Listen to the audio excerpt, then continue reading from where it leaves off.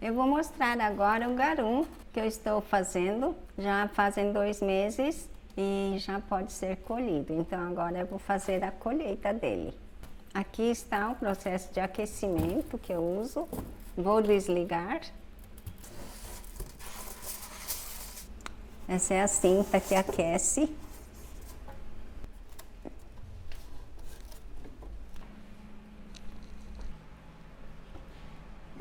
Garum é um molho, poderia fazer de carne, esse daqui eu fiz de camarão. Então é a cabeça do camarão, a casca do camarão e foi colocado junto com o codi, que é aquele ingrediente mágico, né, da culinária oriental, que é o arroz ou cevada incubado com aspergillus oryzae, que ele é transformador. Então ele converte a proteína, os lipídios, os carboidratos, tudo. É uma enzima muito forte, parece um shoyu, não é?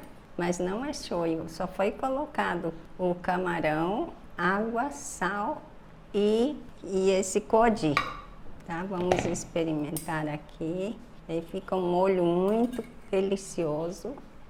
Ele tem um forte sabor de defumado, assim, um pouco amargo. Muito sabor umami, que é a conversão das proteínas em aminoácidos. E agora eu vou coar.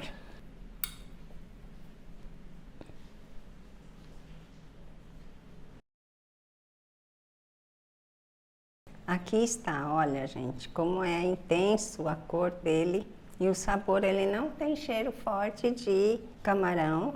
Se eu disser que é de camarão, aí você vai acreditar. Mas o que eu posso fazer com ele? Eu posso temperar o próprio camarão, né? Quando a gente vai fazer alguma coisa com camarão, posso usar um pouquinho desse molho para intensificar o seu sabor. Ou posso colocar em risotos. Eu estou pensando em fazer um macarrão alho e óleo e colocar um pouco desse molho e vamos assim, provando dessa forma. Ou quando eu vou fazer cozidos de legumes, posso temperar com esse molho também. Então é bem versátil, né? Conforme a sua criatividade. Então, para a culinária oriental, você não precisa mais comprar os dashis, os temperos. Você tendo o miso, shoyu, o garum e também o shiokodi, tem assim uma gama de temperos.